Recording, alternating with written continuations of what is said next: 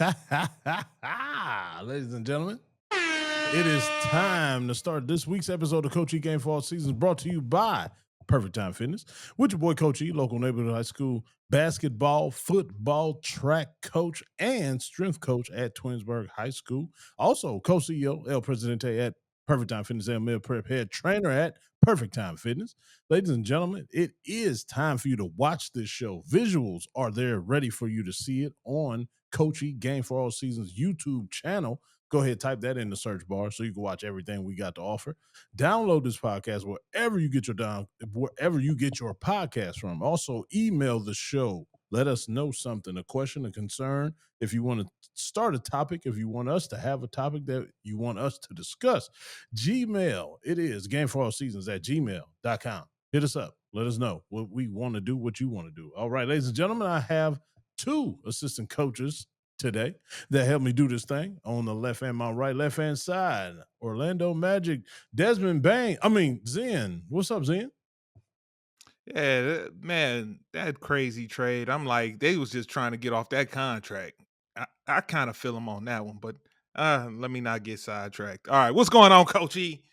All right. So I may have asked you this question before, but did you peep the pregame trash talk between Michael Beasley and Lance Stevenson before they one-on-one matchup? Yeah, I saw a little bit of it. My brother told me to watch it. I wasn't even hip to that it was doing the face off thing like the Max Kellerman used to do with the boxers. I wasn't hip, but then my brother showed it to me. So I seen a little bit of it. Oh man. See, hold up, man. Hold up. Now you got me. I thought for sure you already had watched it. I should have known. I should have had this queued up, I man. saw how long the video was. I was like, nah, I ain't about to watch this whole thing. I just watched probably like 3 to 4 minutes. Yeah, that looked But like old school backyard prison ball. You know, that boy get out of jail, you want to prove a point. He can't get pushed around. That's what that looked like. I ain't see the trash talk though. I don't think. yeah, Man, he was talking that crazy. crazy. He was talking You talking about crazy. Lance Bees, right? Stevenson? Yes, he's like Oh, he was Beasley, talking. And Stevenson. Beasley was talking crazy. no, yeah, Beasley. Hold up. Hmm. Yeah, pull that. I'm gonna do it to you real nice and slow. Understand? I'm gonna do it to you sexy. Understand? I'm gonna make them people love you tonight. You understand? For real. I'm gonna make the people love you. Really? I'm gonna have you shaking ass, nigga. I'm gonna make you dance, Lance. No, I ain't gonna do that. I'm gonna make you dance, Lance. We gonna get straight to it, nigga.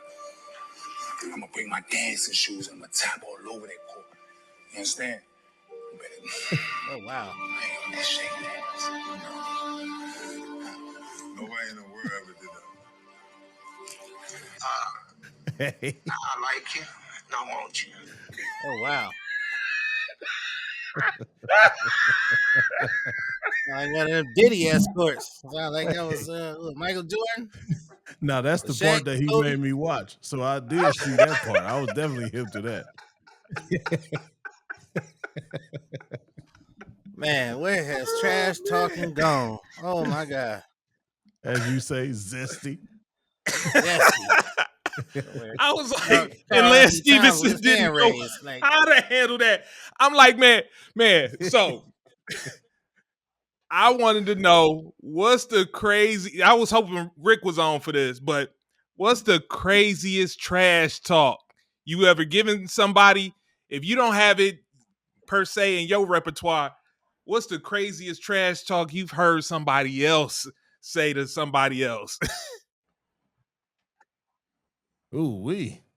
Damn, you put me on the spot with that. I'm gonna have to think about that hard. Whoa, on that level. Whoa, pause. Whoa. Oh, stop thinking hard. Oh, Diddy. Another bad choice of words, ladies and gentlemen. Oh man. And man. I can't think of nothing like wild off the top of my head. Oh no. Because I ain't gonna lie, because sometimes I be like saying stuff and don't even remember I say it, and somebody else tell me what I said. I'm like, oh man, damn, I didn't even realize I said that. So I don't know. I can't even That think come of it to off the mind. top of my Okay. head. Yeah. I talk hella trash in my day. I ain't never went to that level. I wouldn't even feel right. Y'all talking low. Man, what? What's happening to the world? Lance was like, man, That he's Shaq like, and Kobe. I ain't nobody ever did. I understand why he was stammering and stuttering. like, man, hold on, man. I thought you was gonna say you was gonna block my shot into the stands or something, man. I wasn't prepared for this. That was that man. old school Mike Tyson with Lennox Lewis. Remember he said that? Oh, Say he was gonna yeah. F him till you make him love him. Yeah. That was that. You got it, Mike. You got it. You know what? I don't even want to play no more. I don't even want to play. I don't want to box. I want to play basketball. You won. Tap out. Oh man. You might go Oh, too man. far with the playing, man. You gotta let them know you Man. done playing. Want to play with something else. Karl Anthony Towns is like, ooh, over here. God. I'm next. After you said all that,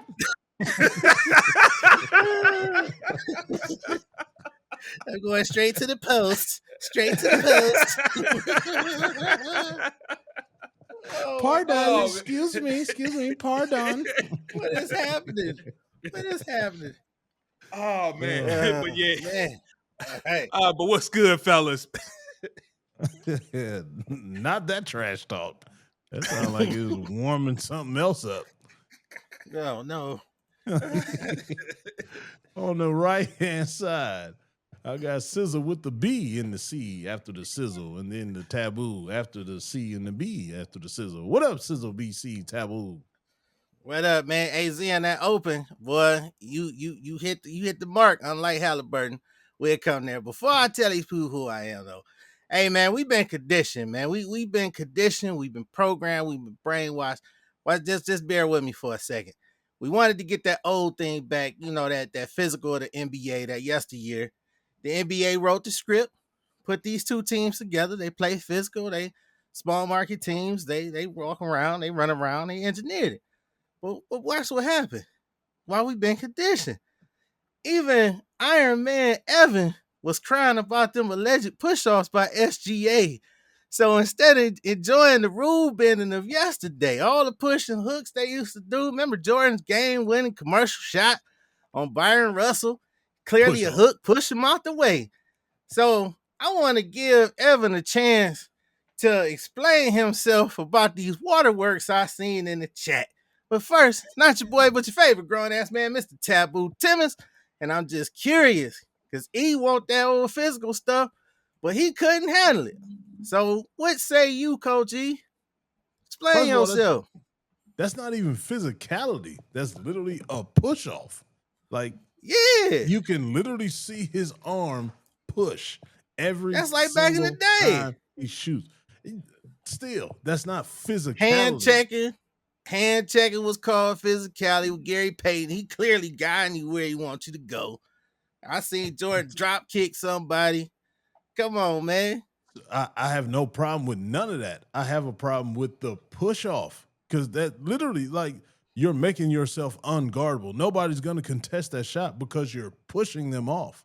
Now, I understand now the physicality part that I would agree with. If you coming down like how Shaq used to do, or like prime LeBron, stick that shoulder in their chest and then they bump off of you. Yeah, that's physicality. But the old hand push off, that's just a straight cheating move. That's straight pushing off. That's not physicality at all. They used to do it though. Jordan, and I ain't talking about Diddy. I'm talking about the real Michael Jordan. He used to do it all the time. We talk about that commercial. We seen him cheat. Not like this, man. I'm talking every time. Every time. And I went to Twitter as soon as I put that in the chat, and Zen said, oh, he ain't extending the arm. Twitter was going crazy. They were saying the exact same thing. I was like, well, I guess they ain't never going to call it on Shea then. He just allowed to push off every time. I said, well, at least I know I ain't by myself. Now, hold on, Coach E, because when I called Tatum out for doing that to Darius Garland 27 times in a row, you said he just need to get tougher. So if you're going to apply that to SGA for the push-off, because Tatum do it all the time, too. He push off all the time. He go, poof, drop his shoulder, push. Oh, yes, he do. I give you some tapes. We go tape for tape. We go highlight for highlight, man. I'm telling you, he always pushing off, especially against Darius Garland. I don't know what he got against Darius, but he always pushing him off. So I was just curious, man. I'm like, man, these dudes going crazy over this push off. We used to see this back in the day.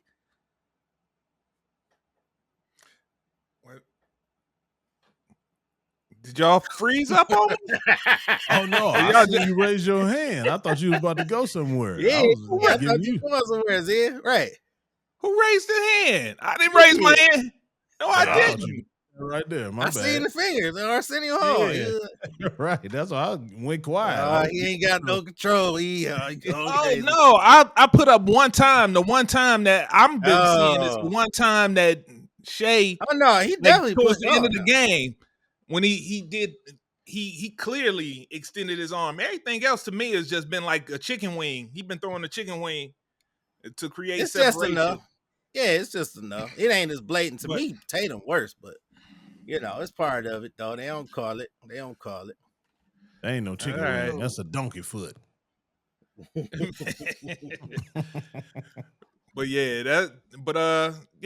That's you kind of stole a little bit of my thunder that I had planned later on, but that's okay. All right, Coachy, where you gonna take us tonight, man? You're going for Indiana. You talking about the Thunder now? Who you talking about? Me? Yeah, you say I stole your thunder. Oh damn! I didn't give a prediction. I didn't know that was a damn joke. I didn't know to hit the rim shot. I'm sorry, y'all. Okay, yeah. I was like, I didn't give a prediction. I was like, right. No, but I do want to take us somewhere, Zen. Since we got two papas on here, well, we got two dads and one papa for real. Yeah, pop. Yeah, grandson. I held him today. Pop, sugar pop. So B, give us a little tenure on what your Father's Day consists of, man. I know you had a beautiful day, because as soon as you done explaining, I'm gonna tell you what I did on my Father's Day. So you go first. Okay. All right. Well, Father's Day was actually chill. It's always chill for the daddies, because we always chill. But I did give me some. I got a bag from the church. I got some new Hey Dudes, because I love Hey Dudes. They are very comfortable, very, very comfortable, simple man shoes like me. But for the most part, I was working because, I was working on my computer for the most part. That wasn't fun. Big brother decided to, punish me a little bit for talking too much. So they zapped my computer. We ain't going to talk about that. So, yeah, that's what I was doing the majority of the day. So the family came home and, we had some good steak dinner, steak and shrimp. It was delicious. My baby bought me a Del Monaco, and I got my Hey Dudes 2 cards with money in them, So I was able to go get my repair for my shaver, because I need that shaver. You know what I'm saying? So, yeah, it was a good chill day. Real good chill day. Well, how about you, E? What was there's some similarities in there. Definitely a chill day, and definitely had a steak. But, boy, I had the tomahawk cowboy steak. That joint was huge. I'm talking about, like, you remember that game at the amusement park? You take the big old handle and the mallet and you hit the little things that pop up. Boy, that's how big that damn steak was. 20 ounces? It was 24. Did you finish it? Absolutely. Finished the hell out of it. It was good as hell too, boy. And Sharon wanted to grill, but I tried to explain to her, like, I don't mind grilling. Like, it's therapeutic. I actually really, really in love like grilling, so no need for you to feel bad that I'm grilling. Tell the Freaking truth, love this. Yeah, tell the truth. You ain't want to mess that steak up, did you? No, I ain't tripping on that. I really wanted to grill that, like a steak like that. He want you mess it up, Shan. He want you to mess that steak up. I'll be your voice. He looked at her. He looked at that steak. Said, "Hell no, woman, you go make some Kool-Aid." But no sugar. So then, as I'm grilling, Sharon phone ring. It's her dad. Like, yeah, you mind if we stop over? I'm like, yeah, okay, whatever. Come on through. Notice he said we. Next thing you know, my driveway turned into a biker's parking lot. out of nowhere, boy. Pops came through they went to the track out in Thompson's. You know how they always roll. So they came back here, and it was Peanut, Wiener, Pops, and Hev.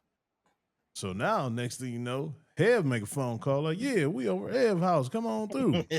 Next thing you know, your 2 grandsons come over here and just start terrorizing my shit, man. I'm talking about they was going ape shit in my backyard. Then next thing you know, we get to playing football. They done drag me out of retirement. I'm playing football with them. I'm hitting them in the face with the balls. I'm starting fights with them. I'm telling Juice to punch JJ in the balls, and you know Juice, he went and did it. So next thing you know, they tussling. Juice and JJ. Oh, you talking JR? Yeah, Jayon. Yeah, little. Oh, okay, little. okay. I thought JJ is the pop. Okay, I thought JJ No, not the father. The 2 little ones. Boy, yeah, they was going crazy. Next thing you know, Jayon tried to steal 20 of my wings. Talking about, yeah, grandma said we about to leave. So, because me cooked some chicken on my grill after I got done. They brought chicken and stuff. So I did the fire for it. And I was like, you can go ahead, kill it. Cook as many as you want. I'm done grilling. So everything else is left up to you. So she cooked their chicken and everything. So in his mind, he walks in the kitchen. He finds my whole wings because they had wing dings. He literally goes to my stove, picks up the whole container. Was like, yeah, grandma told me to come get our wings. I said, whoa, brother. Those are my wings. Those are not your wings. Your grandmother already took your wings out the house. No, these mine right here. She said it was the big ones. I said, your grandmother ain't never told you nothing like that. That man literally tried to walk out the door with the wings, B. I had to get up out of my chair, snatch them joints out of his hand. He was like, all right, just give me one then. I said, dude, that's all you had to say in the first place. You ain't had to come in here and try and hustle me and steal out of my damn house.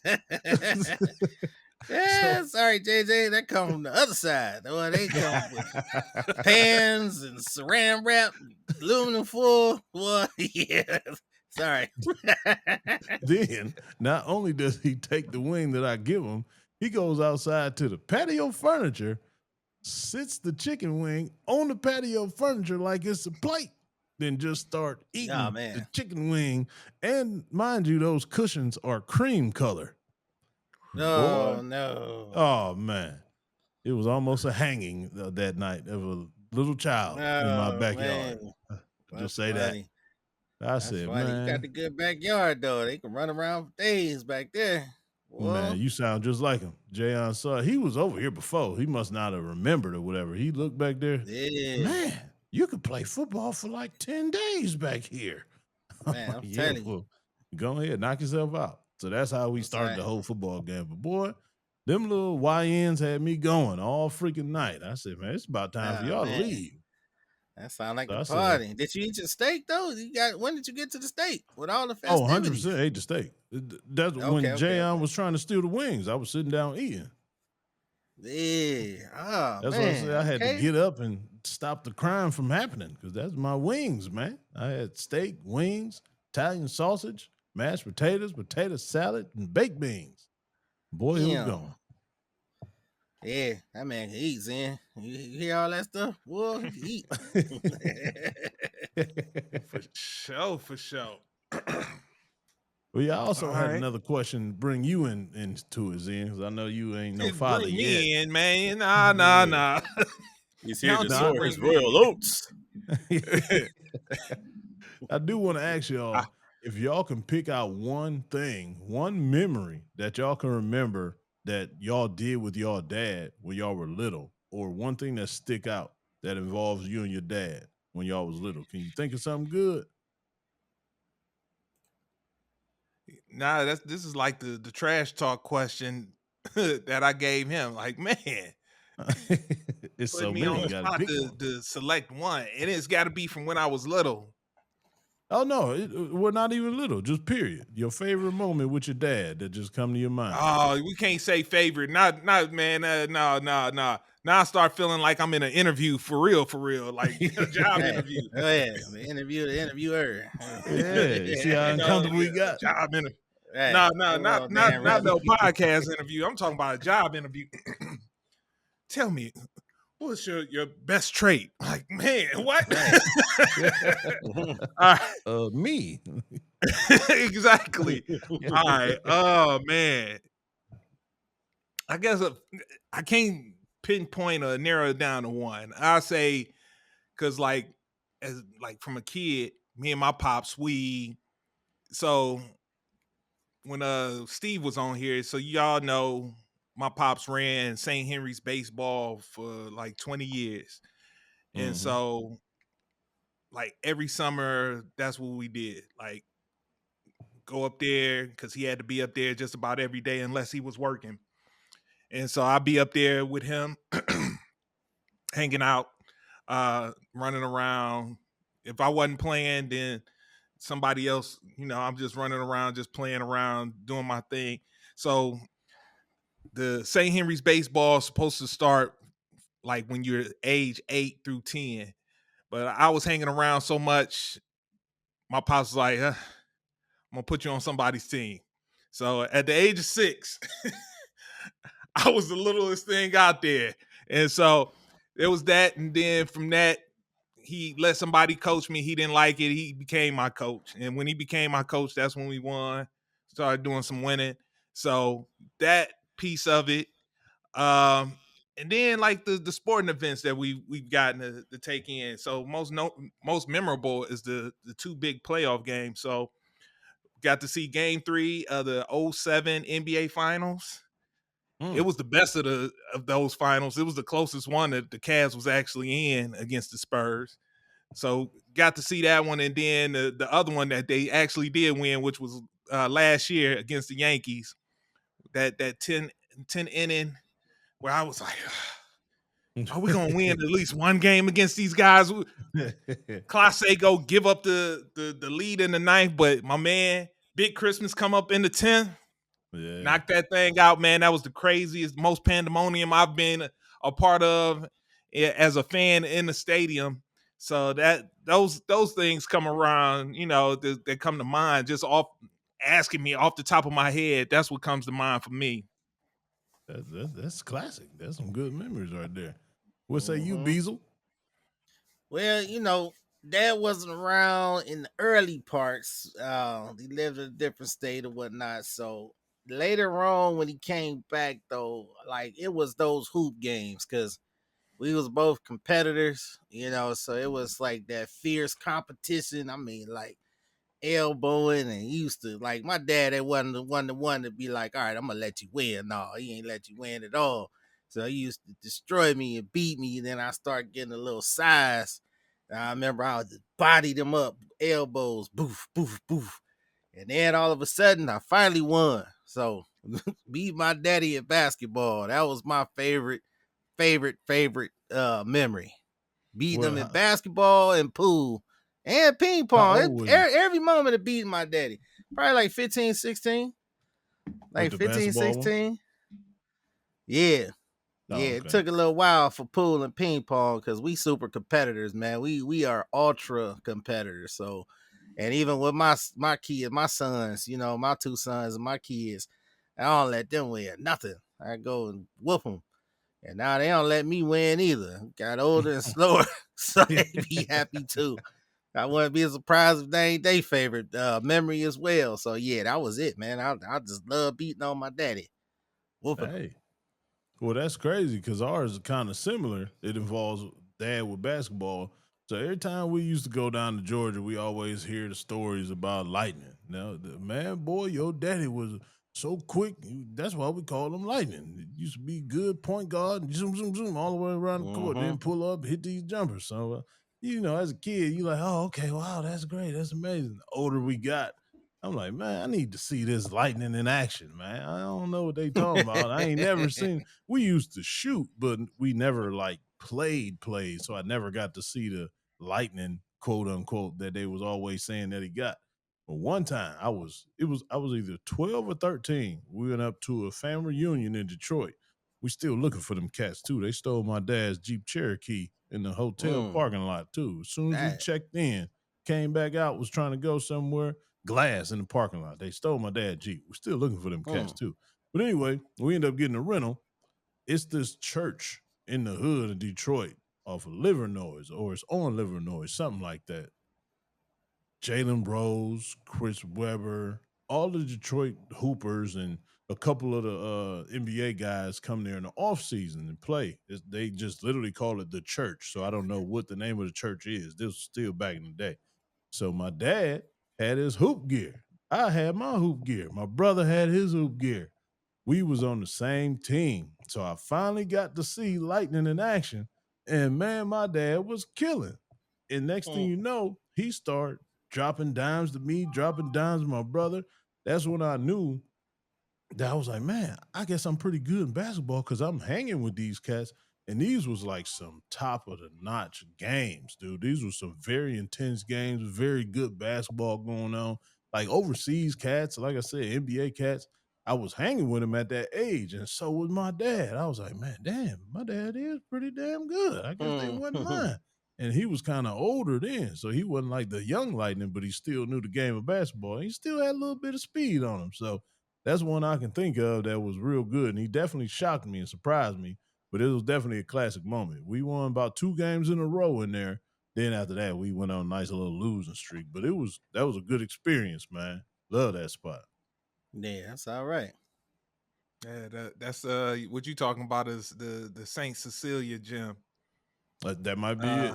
But I'm telling you, it was crazy. Yeah, that's it. When you said Jalen Rose, Chris Webber, and all them, that's the famous Saint Cecilia's. You said Livernois, so yeah, I think that's what Livernois. I think the cross street is Stearns, but don't quote me on that. But yeah, that's it though for sure. Mm-hmm. Okay, so you got to go up in there. All right. Oh man, that was some of the best basketball that I was a part of in my life, dude. And I was a youngster. I ain't had no choice but to play up because it was some shit going on in there, boy. For sure. You think about all the cats around that time that was coming out of Detroit. You had Derrick Coleman, Steve Smith. You mentioned Jalen Rose and Chris Webber. There's a ton of cats that was coming out to D at that time. The D had it popping for sure. All right. All right. So I gotta before we jump. Well, it is sports related. I gotta hit y'all with before we get into these NBA finals because I mentioned Ike Turner last time. He said you ignored his last question that he sent in. Esquire. He was sitting there like, yo. He was like, who checks the questions? He was like, that's you? I was like, nah, man, I don't check them questions, man. So it was like, it wasn't like a question. He said that he agreed with B about Garland running on his toes. So I didn't think that was a question. So I ain't even bring it up. I just thought it was a comment. See, I think it was because he agreed with you, B. That's why. He just extra. Like agree with B, delete. See, that's all he saw. I ain't deleted, man. Still there. My bad, Ike. All right, so now I'm curious. What is the question? All right, so this goes back to the previous, you say comment that was left. So this is what he had to say. So he said Garland had to have surgery on that toe, sidelined for 4 to 5 months. Why cats have to be proactive like Jared Allen when it comes to playing on an injury? Remember Robert Williams playing on that knee and how he can't playing on that knee and how hold on, I don't know what you look. I should have proofread this before I start speaking it. And how what is he saying? Oh, okay. Remember Robert Williams playing on that knee and how he can't do more damage to it.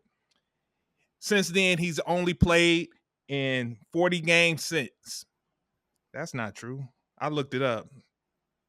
Okay, then he sent the following text. He said 26 out of a possible 164 games. And that's since he's been traded to Portland. He only played in 26 games thus far.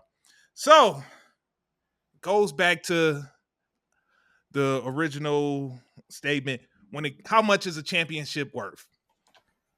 How much are you willing to put on the line for your future earnings for that championship? Because Robert Williams, he did have a promising career at one point. He was considered a rising star.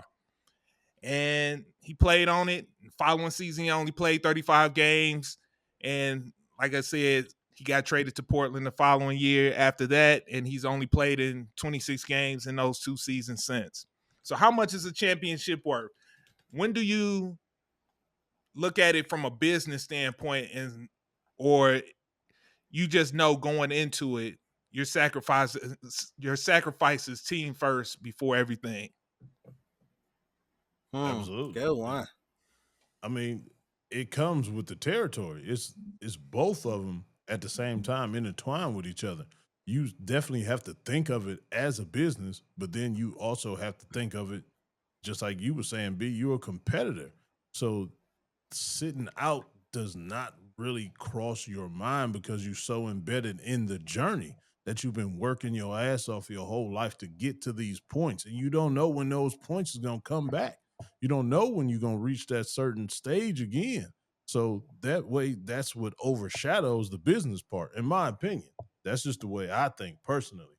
So Darius Garland actually did it the right way in the offseason. I still believe he should have played through it without sitting out any games. I understand you hurt. I understand whatever is going on with your toe, but you don't know when you're going to be back in this situation. So me, I would have played in it, played through it, and then did whatever in the offseason. In the Robert Williams situation, that's what I was saying back then when we was originally talking about it. He is a role player. I don't think he was ever considered a star. He had a great role on that Celtics team, but now, I mean, they got another person that's doing his job. So that means he was replaceable. Just like I was saying back then. Everybody's replaceable. So that's another reason why you don't take that time off, because you can be replaced. Let me ask you this before you jump in, B. Okay. Robert Williams, back in that, what was that, 2021 finals? Mm-hmm. Robert Williams, that player right then, would you have preferred to have him over Jared Allen in these playoffs? Probably so, yeah. Because he would have. Ain't no probably about it, man. Absolutely, I would have. There was no question. Yeah. I ain't even second guessing. The way that Robert Williams was playing, absolutely. That's what. Yeah. And what does Jared Allen just signed his extension for? 3 years, $90 million. Mm-hmm. That's what you putting at risk.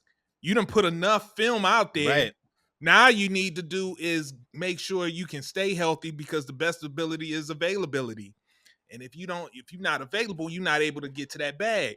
He got a modest bag. He signed a $44 million extension with the Celtics. That was before he actually took off. Now that his star was starting to ascend and people were starting to look at him different, and he got the nickname Time Lord. Okay. When it's time to re-up, he will never get to re-up. He gonna have to make sure he do right. He did right with that $44 million. And I hope he did. Hey.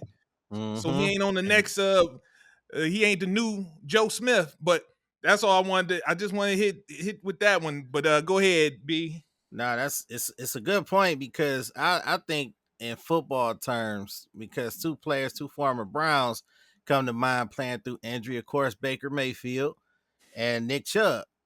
Now, had they not played through injury or come back too soon, or however you want to label it, it altered the course of their careers.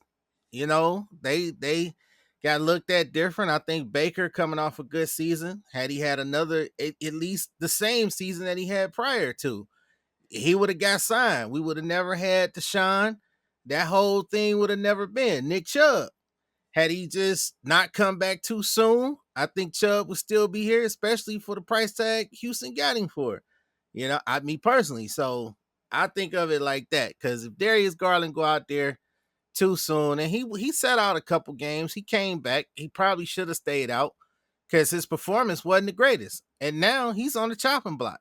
Y'all calling for him to be chopped, but had he been healthy, had he been healthy, this was the best basketball of his career during the year. I get the regular season, I get it, But had he been healthy going into the playoffs, no doubt in my mind, he would have been more effective, averaging plus 20 points, maybe even 6, 7, 8 assists.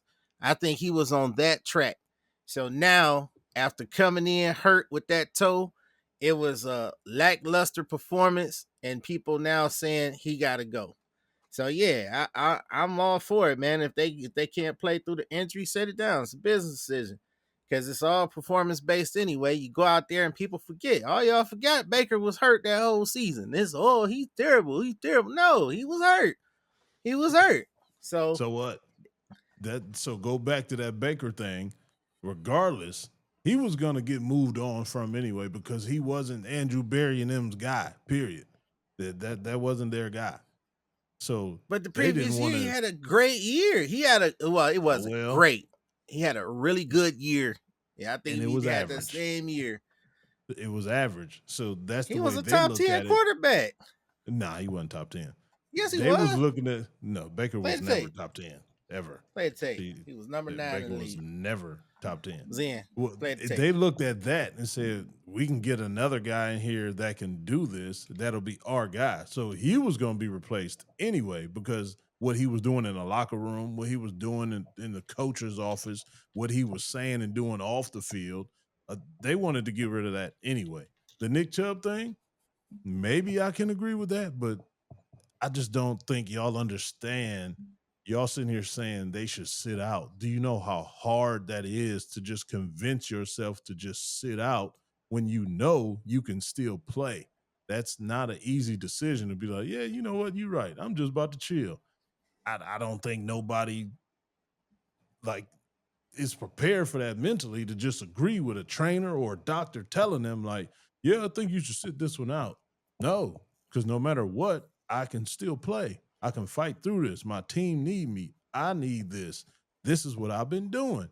So the sit out stuff, I will never agree with it because this is a once in a lifetime opportunity. You are in the NBA, you are in the NFL, and just like all the names that we named, it can be over just like that. So I'm not about to sit out and miss another opportunity. So if I do worsen the injury or get hurt again or anything, all right, whatever. That's how my career was supposed to go. But at least I tried my ass off, and that's what happened. But I do still get that $44 million contract, and maybe it just wasn't in my cards to re-up the second time. But I tried my ass off. I tried for that championship. I tried to get that other bag, but it just wasn't meant to happen. But I tried my ass off. That's the biggest thing to me. Maybe I'm thinking of it too deep, but I just think that's how all the athletes think, man. I feel you. I'm with you. I'm playing devil's advocate. Yeah. Because I just think here it is. When you look at the Cavs situation, Jared Allen was proactive and said, nah, I ain't doing no shots. I ain't doing nothing. And what did he get rewarded with? Like I say, 3-year, $90 million extension. On top of that 5-year, $100 million contract that he signed to come over to the Cavs, or once he got here with the Cavs. And here it is. He gonna be a legend at the bank. He gonna provide that generational wealth. I'm like, how much is a championship worth? That's a good decision. Yeah, you know, especially with that money I just made, I can go to the store and buy that championship ring. Like, man, I can make some different I can make plenty of other memories out of this as well too from this. It ain't gonna hit the same, but at one point you go out there because I'm going back to Baker. 2020 playoff berth, 3,500 yards, 26 TDs, 8 interceptions. 2021 playing hurt, 3,010 yards, 17 TDs, and 13 interceptions. So him being out there, was it hurting or was it helping the team to risk that? You know, I get he needed to be out there because the rest of the squad was terrible. But at that point, just like Darius Garland on his toes, he run on his toes. He needed his toe. And he came out there just like Jared Allen. He extended. Yeah, I mean, he run on his toes. You don't know if you run on your toes. Every professional athlete runs on their toes. B. Yeah, but you Every seen his numbers professional too. athlete runs on their toes.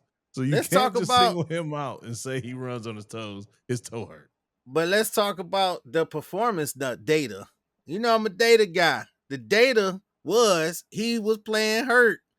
And yes, they needed him. They did need him, though, because he still broke that press. That press wasn't shit to hobble Darius Garland. But still, like, I'm like, 10 points. What he put up? Like 10 points, maybe like 4 assists. He got in foul trouble. I mean, he just didn't look like Darius Garland. He looked like a fraction of Darius Garland. So, and now y'all want to trade him because y'all forget. Y'all be like, see, he ain't nothing, but he was hurt. I wanted them traded before then. I ain't Thank you, gonna Z. Run it back, man. So, Run it I've been back. saying that. you run it back. I Run it say, back, man. baby. You run it back, you're gonna get the same ran back No, you ain't. results. It's Run gonna it be back. the same thing. Because at the end of the day, he could have played healthy all he wanted to. It's not gonna make him grow.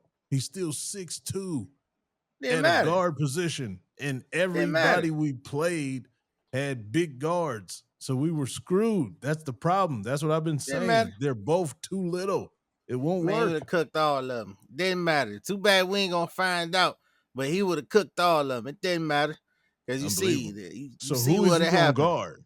Who he gonna guard on the other He end? gonna guard You who forget he about the guard. other end. Yeah, that's all right. One man ain't gonna beat you. One man ain't gonna beat you. But now this failed because NBA it's two experiment. men, because now you got another 6'2" guard on the other side. So who Yeah, he gonna guard? but you got 2 trees down the middle too. You got Doesn't that matter. forest. You got them 7-footers, defensive player of the year in the middle. At Jared Allen, great support. You got longevity in the middle. So come on now, what we saying? And they get past the first level. We got somebody in the second level. We got a 3-and-D guy. We got a couple of them at the third, at the 3. What you're saying is irrelevant in today's NBA. There's no big man in the paint. Everybody penetrates to kick to shoot threes. So your 2 trees are irrelevant. It doesn't matter. No, They can't because guard that's the anybody basis on the perimeter. That's They the can't. basis of this stuff we watching now. I mean, they playing good It's drive and perimeter. I mean, kick. not it's Drive driving and kick, kick, but pull they up. also kicking they also driving to the middle. Everybody ain't kicking. There's 2 teams right here that the NBA wrote this script for. They are not hella 3-point shooting teams. They drive in the middle. Yes, they TJ are. McConnell. No, they not. TJ McConnell, he drives to the paint. And do you know Halliburton to the why? paint. Do you know why? Because they are Why? spread offense. They are pulling the bigs away from the basket. That's what I just said. Our 2 bigs can't guard anybody on the perimeter. TJ McConnell is driving to the middle because it's wide open, because they have Hartenstein and Chet outside guarding Miles Turner and Obi Toppin and everybody else. There's no big in there clogging the lane. That's Last the game, problem. they shot only 62 3-pointers with 2 teams. Don't you know with the Celtics and everybody else was shooting 3-point wise this year? Everybody More. was letting that boy fly. That's what I'm saying. They not shooting all them threes. They are in the paint. This is a mid-range in the paint series. Halliburton go to the paint. All of them go to the because paint. The bigs are Look at Shea outside Wedu. because it is a spread offense. That's why they're going to the paint. But that's what I'm talking about, E. The trees You are got not to in the come lane. You got They're to not come see there. our trees. Our They're trees not were in the there. lane. Defensive It's a player of the spread year. on Blocks. help defense. On help defense. He doesn't don't guard on matter. the perimeter well You- at all. You He shouldn't call have it even help won Defensive defense. Player of the Year. Absolutely. Yeah, you should. You call No, it he help shouldn't. defense, but you also call it zone. Zone, they wait for the people to come down. We run zone on 2K. Zone, okay. Zone with a defensive anchor. You can go 2-3. You can go 1-3-1. You still running zone. You could do that. I'm saying you got to come see our trees. Zen, get us out of here. We about to go too far. Run it back, man. Run it back. Man, because I was like, they don't shoot threes, man. Hey, you a I don't data know The what guy. most they been shooting. This the I most don't they know been what he be shooting threes. watching. 35 attempts a game for the Oklahoma City Thunder this postseason. That's a lot. 33.6 attempts for That's the a lot. Indiana Pacers. It's a lot, man. You It's a comparing it lot. to the Celtics because the Celtics shoot an abundance, but over 33s a game, that's a lot. Let me just So, do something. but yeah, All right. So what I wanted to get into, so right now, looks like the Indiana Pacers is knocking on heaven's door. Looks like OKC might be able to get them out of here in 6 as we record this. They'll be playing on Thursday night, game 6. Fellas, I know both of y'all had Indiana going in 7. Still feeling good about that, going 7 and still being able to pull out this upset. Yes, I do. I'm not changing my tune because this is exactly what I said was going to happen. They was going to come back to Indiana, but it was reversed. I said Indiana was going to win game 5 in OKC, and OKC was going to win in Indiana. Then they was going to go back. But now it's just flipped. That's all. I still got them going in 7 until it's over. I have no reason to believe that Indiana is out. They have been proven this whole playoff run that for one, they ain't even supposed to be here. Everybody has been saying that all series. Everybody been saying that every round, that they should have lost every single round. So I'm not about to count them out. They never quit, ever. Even with a hobble Halliburton, you still. Man, it's at home. Guy. Energy is a drug. He will be numb. Okay, all right. This guy, man, that guy, man, Steve Urkel, man, 0 for 6. What is he? 0 for 6. First player to not make a basket since the 50s. Come on, Halliburton. 0 for 6, bad. Man. That's trash, man. That's trash. So NBA, man, see, y'all put together this finals. You see what's happening. Is people watching it yet? I mean, that first game, what, 9 million people? Less than 9 million people watching it? A lot of people ain't tuning in. The ratings have been the worst in I forget how many years. I want to say 30-some years, something like that.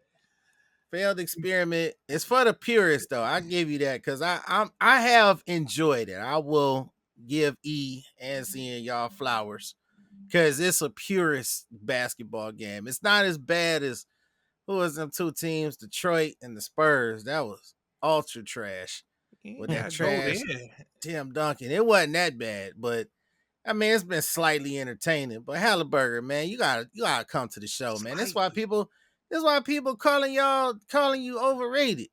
You do all this trash talking, you put the dookie on people courts and all this with your black arts, and then you go 0 for 6. Come on, man. You can't do that. He got injured in the first half, man. What he said don't matter. He said don't matter. Play through the pain. And he did. He just played bad. I totally agree. That was a horrible game by him the other day. But that don't take away anything he did to get there. Because without him, they would not be there. So we can't say he trash now. He had a horrible game. I'm not sticking up for that game whatsoever. That was the worst game I think I've ever seen him play, let alone on the final stage. But we can't say he trash just off of that one game now. He definitely got to pick it up and make up for himself in game 6, or there's nothing else to be said. He blew it if that doesn't happen. But, yeah, game 5, he was trash. You let a guy named Obi Toppin outscore you. I mean, come on, guy. Hey, like everybody forget Obi Toppin was the nation's #1 college basketball player at one point. So he can this get ain't funky. college, This ain't college. No, I always like Toppin, though. I like Toppin. I always like Toppin. I like him in New York. Athlete. He is still one of the best athletes on the court. So that alone can give you the 10 to 12 points that he's getting. Yeah, and he's funny built. Yeah, and doing all that. You know, he got long arms and stuff. He jumped. Oh, I was Siakam, like, though, funny man. built. I'm like, he is funny built. You look at me, funny built. Siakam, though, man. Siakam starting to deserve that MVP, man. He dropped 20 points last time. So if they pull this out, Siakam gonna be the MVP of this as well. Absolutely. Well, it depends on how it finishes. Yeah, you're right. You're right, Zen. Last 2 games was very, very important. My vote is for the African Siakam. Is he African? What is he? Yeah, he is. He's from Cameroon. All right. Yeah. I thought he was from Toronto, Canada. He's Canadian. All right, man. Tyrese Halliburton, you had brought him up and you said he was overrated. Now, I would think, given this postseason run, he's not overrated, like E mentioned. But then you got others that say he should be in the superstar club. somewhere in there is where Tyrese Halliburton should be looked at. Where do you guys have him as far as a player and how the league should use him moving forward? That's an interesting question. I mean, yeah, I would have put him. He was on pace for me, but you come and drop 0. I mean, you made 4 free throws, but he was on. He was on pace. He So was, that took but him you off know what they pace? say. You know what they say. One all shit kills 1,000 attaboys. This is a big all shit, man. It's in a game. All these games are crucial. You're in the NBA Finals. You don't make a shot, and you trying to be known as that guy. I mean, I don't think. Yeah, he goofy already. He's skilled. He's a very skilled player, but I think performances like that definitely bumps him down out of the conversation, especially if they win this. Oh my God. Thank you. But the most consistent here is Siakam. You can't be in the conversation when you ain't even the MVP of the series. It's Siakam. Oh my goodness. So you gonna be in the tough. conversation? I just don't agree with that, but You ain't make no shots. See, come on. you're talking about one game. One game. You can't just erase everything he did before this one game. I already said I agree with this one game. It was horrible, but that's not about to knock him down nowhere. I just don't think he's a superstar yet. Once again, y'all know me. It's the track There you record. go. Not a Right. superstar. He's definitely a star. He's just not a superstar. If he was to pull this out in these last 2 games that you just halted and reminded me about Zen being very important.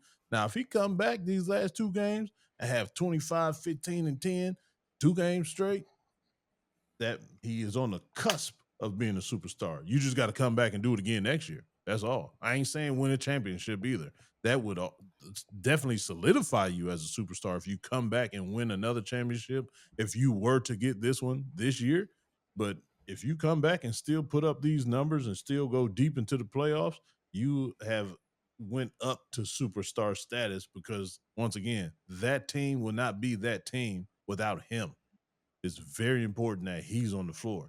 In my opinion, he's the best point guard in the NBA. Literally, like point guard. He's the best point guard. That's what I believe. But just not superstar status yet, though. Okay, because somebody just need to tell him the line of demarcation is real simple. You score 20 points, y'all undefeated. You don't score 20 points, you leaving it up in the air. It could go either way. So 20 points. I ain't saying it's easy, but it's not That's a super funny. crazy number. No, it's not. SGA, on the other hand, got to make sure he can put up 30. We just asking if you can get us 20. You know. So and on the other end, defensively, Indiana has got to stop Caruso from scoring 20 because every time he scores 20, they win. They have to stop that. It just kills me that he come in and do that shit like that. Hey, with which backup point guard? Well, you actually like TJ McConnell because you know it's the battle that's going back and forth between them two. Now Caruso done pulled off two 20-point games, but TJ McConnell has looked pretty good too, and his as Bomani calls him, out there looking like Makana Dellavedova out there. No, bruh, I was just gonna say same thing. Yeah. He a better deli. Yeah. All right. Let's go ahead. Let's go into the guys that's actually got the lead and is on the verge of clinching the first championship. If you want to count, if you don't count the Seattle days, this will be the first championship for the Oklahoma City Thunder. From my understanding, they don't count it. They don't take a part of that whole thing. The city don't. And I don't think Seattle gonna rejoice that OKC wins the championship either. So they win their first championship.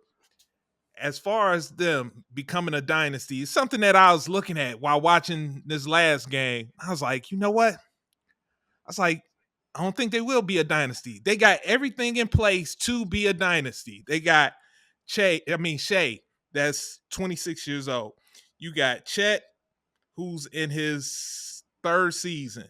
You got Jalen Williams, who's in his third season, both still under 25. All three players have yet to technically hit their prime. Typically, the prime starts at the age of 27. You got that core right there. But some just tells me, I'm looking at them and I'm like, yo, these guys play hard. They play hard on defense. I'm like, you win a championship, you kind of slack off. That hunger that they're showing out there on the court, how you gonna keep that same intensity, that same ferociousness to get after it after you've captured that crown? And I was like, they're missing. This is where me and you, we disagree. This is where that you need that alter ego on the team, like a Draymond Green. You need or somebody on that team that can light that fire in them. I love Shea, but his leadership skills, man, ain't gonna be the one to inspire folks. Nope. And I don't know where they would get that on this team. Jalen Williams, I'm falling in love with this dude, man. He's shooting up the charts for me this postseason. But I'm like, where are they gonna get that? They're gonna need that, because if you look at every dynasty, they've had that type of player. Either their star player had that mentality, that had it to get it, whether it was a Kobe, whether it was, like I said, a Draymond or Mike or LeBron. And I'm gonna be honest with you, LeBron is a little shaky as far as dynasties. He's went on a personal run with the 10 straight finals, but as far as actually capturing the titles needed to necessarily to be considered a dynasty, I'm not quite sure on that. But you need somebody that's going that role player to where that's all they thinking about is the wins. You need that. Somebody who's going to get on you hard when you start to slack up and ease up, whether it's a Greg Popovich with the Spurs. You need that. And I don't know if the Thunder is going to have that in order to pull that, to be able to become a dynasty. What's y'all take? So do y'all think it doesn't matter? And I'm just looking at it totally wrong. No, I don't think you're looking at it wrong, man. I don't think they're gonna be a dynasty either. I think this might have been a fluke season, even though they got, because they're gonna get figured out. I mean, and plus for me, the person that's falling down is Chet. I like Chet when he came in. I know he got room to grow, but I don't know. It just looked like his stock going down in these finals. To me, he just a role player. B. He's a role. I know, but he ain't a role player. Superstar. He ain't a superstar. But when they drafted him, man, you go back and listen, man. I thought he had a lot of upside. Maybe I was looking too much into him, but I don't know. I don't know. I think he gonna be big. I think he gonna be big in their downfall. They'll be in the playoffs, but what they did this year, nah. Because to me, he felt like he tried. He went 4 for 15. Look, you called me the last time. Save me, man. He tried. I'm about to get it. So this is the part that I'm confused on. And just right now, the Florida Panthers just won the NHL championship. So just wanted to point that out. But anyway, you are sitting here saying this about Chet, but you swear Evan Mobley is all world. They are literally damn near the same player. Literally. No, they're not. No, they not. Evan Mobley's not a superstar. He has a role on this team. He ain't grown into his game yet. Same thing with Chet. They still babies, man. Chet is not, he was not even drafted to be a superstar. He was drafted to do exactly what he's doing now. He plays his role great, actually. He comes in, does the dirty work that he does. He blocks shots, get the rebounds. He even pushes it by himself every once in a while. That's what I'm saying. Him and Evan Mobley are the same guy. They both frail as hell. They both need to hit the weight room. Both of their shots are slow as hell. They both trying to develop a three-point shot. They both trying to develop taking people off the dribble. There's nothing wrong with Chet. That's what they need on that team. He's doing exactly what he's supposed to damn do. I don't have no problem with Chet. He ain't really grow. I mean, but it's kind has, of though. unfair because he got hurt. He ain't really grew. I ain't seeing no growth. I'm seeing he going away in these finals. Mobley, check his stats every year, getting better and better and better. He got bigger. He will body Chet Holmgren all day, every day. So what do you want Chet? What do you want Chet to do? Average 30?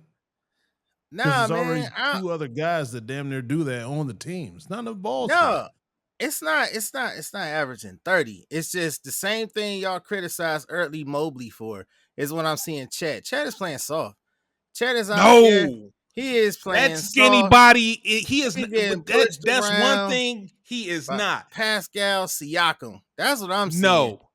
That skinny man, he is not afraid to put his skinny body, even though it ain't gonna move nobody a lick. He will still put that skinny body into somebody. No, he will to try to put up a shot. Out the way. He is not soft. That's the one thing I can't say. He ain't strong, but he ain't soft though, man.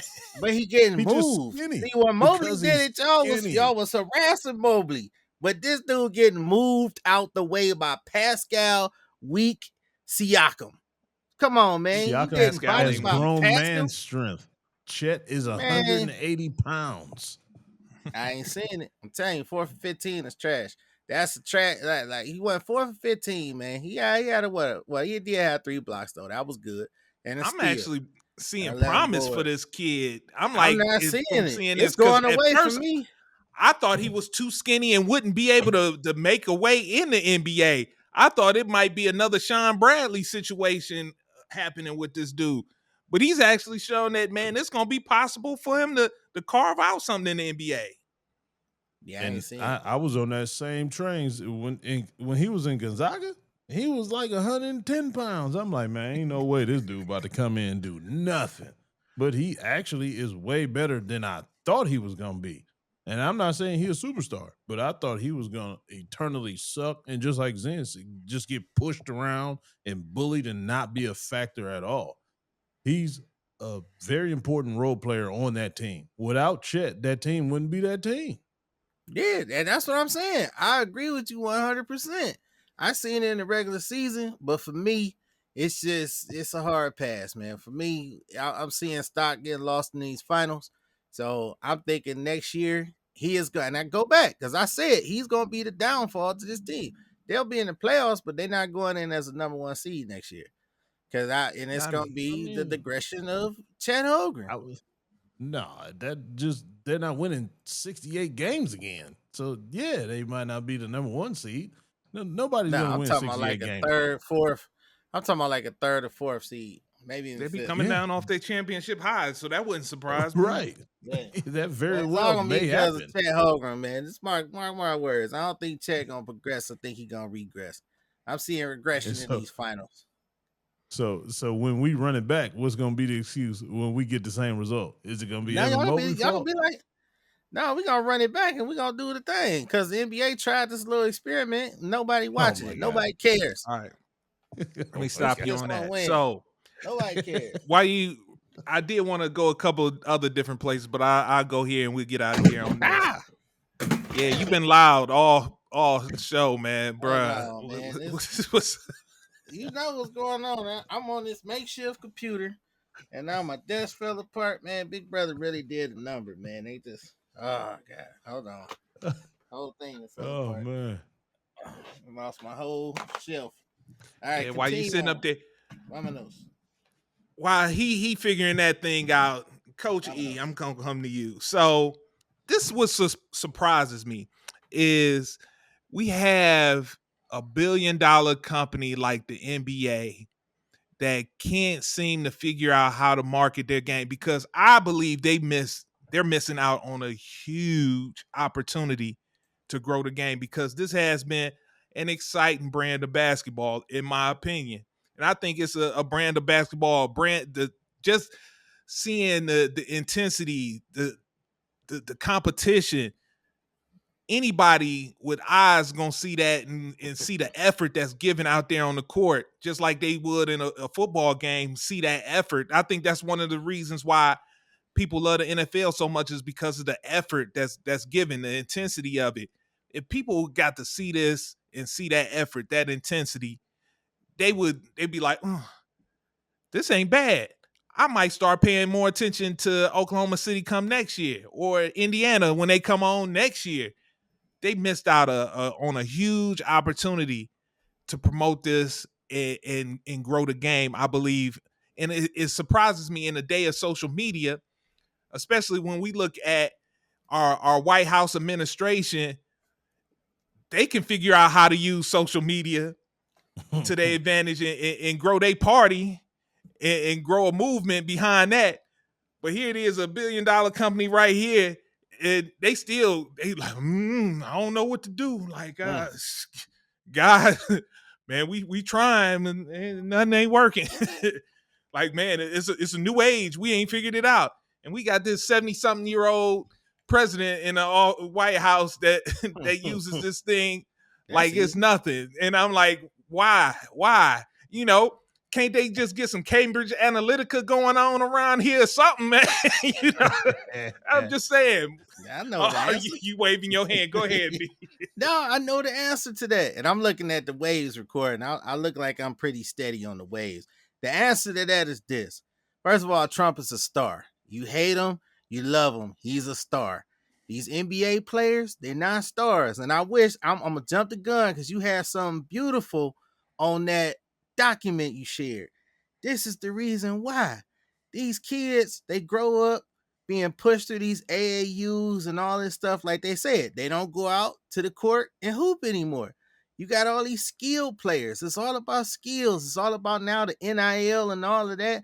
They trying to get to that, so they don't want to risk it, so they don't play anymore. It's all about business, and skills and tests and no playing and no fun in the game. And to me, all these players nowadays, they're not stars. They don't have any fun. They not charismatic because all they had to do was hoop and protect the NIL and protect this to get to the league. They ain't have no personality. They robots. Just like Shea is a goddamn robot.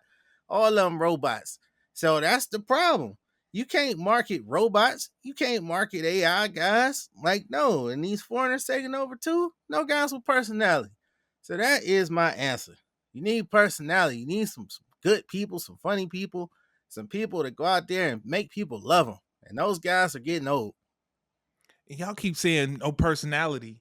Y'all help make these people this way by getting on them every time they try to show some personality. We want you to be more corporate. That's so the you problem. teach these kids on how to be corporate, and now they get in this position and they act corporate, and you be like, nah, we don't want corporate. Nah, we want more personality. Like, man, make up your mind, man. I like the personality. Bring the personality out. These robots. But I don't. Yeah, go ahead. My bad. Oh, okay.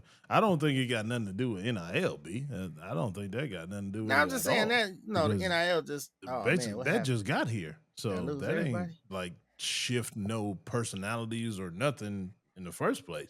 I think is the NBA is scared. The NBA is really scared. That's why they did this TV deal the way they did the new TV deal in RIP TNT Sports because of it, which I think was still a horrible move. I don't understand that whole thing. Clearly it's the money, but still, that was the best thing the NBA had. Nobody really cares about NBA on ESPN anymore. Stephen A is getting on people's nerves. But anyway, they are trying to keep up with the NFL. Everything the NFL does, they try to copy it, but they just can't do it just because they don't have the market for it. And people are not paying attention to the NBA because they don't know where to find it. NFL, is on Fox, is on Channel 3, or it's on CBS. You know that for a fact. And they trying with the Christmas stuff to do the Netflix and all that, yeah. But now, don't nobody know where to find their local NBA games and stuff at no more. You got to search for it, and people don't want to do that no more. Like now, older people, that's what's pushing the older people away from sports. They ain't got time for that. Don't no old people stream. Ain't no old people about to get Amazon Prime just to watch the NBA now. I think that's a horrible move. Ain't nobody about to get Apple TV to watch the game now. Ain't nobody about to do all of that stuff. So these viewer numbers are going to continue to go down, which the contract with the money went up just because of the names of the networks that they're using now to broadcast this stuff on. So that's where they failing at. They just don't have a home base. They don't have any consistency on what they're trying to push. They have products and players to push. They just don't know where to push them. And as far as the foreign thing, I don't care if a foreign person is the face of the NBA as long as they're good. That's what the point of basketball is. It doesn't matter. If you're the best player, you have to be promoted as the best player. I don't care if you're from Germany. I don't care if you're from China. I don't care if you're from Canada. If you're the best player, hell, you're the best player. So you have to treat him like the Jordan. You got to treat him like the LeBron. They don't do that. They trying to find one. They just don't know where to go with it because of that, the personality stuff. They don't want Anthony Edwards because they know Anthony Edwards gonna do some N-word stuff. But that's the way of the world now. That's on social media. As soon as you get on social media, you see the N-word stuff. And that's what gets the most likes and everything. But they are scared to do that because in their mind, they still got the old audience. Old audience is gone. And now the young audience never even came to the party because they don't even watch stuff. So the NBA has a problem. They can't keep it. Now NFL done swooped in and took over Christmas. NFL is literally taking over Christmas. So now what does the NBA have? That was their claim to fame, the Christmas games, because it stayed on from noon all the way to 10:30 at night. But now they don't even have that no more. Now we got 3 NFL games on Christmas, and it clearly wiped out the viewership of the NBA this year. Numbers was crazy. So the NBA definitely got to figure it out. I don't know what they can do because every time they swing, it's a miss. So they better get the right company to help them figure this out. And on that note, folks, I think that's a perfect way to close this thing. Yeah, all right. There you go. I hear that sound. So you know what that means. Good pod. Hey, Coach E. Yes, Desmond Bang. Man, one of these days we'll talk about this stuff. You got a post-game word for the people? Yes, I do. I'm just going by your hat, brother. All right, ladies and gentlemen, gather around, take a knee, all eyes on me. Today's word is levels to this. It's levels to life and enjoying life to the fullest. You can live life all you want to, but in order for you to live life to its fullest, you got to put in the work. You got to start from the foundation and build it the way it needs to be built and the way you want it to be built. Because you can't enjoy life to its fullest if you don't build your life the way that you want it to be built. So do it your way, but you have to put the work in, no matter what. No matter if it's something coming up, you got to figure out a way to get it done. Because if you don't, you're just going to be living life. And living life gets tedious. Living life, that's where the stress is. But enjoying life to the fullest, that's where you reap the benefits of every single hard thing that you went through and every single layer of brick that you built. So do what you got to do to live life to the fullest.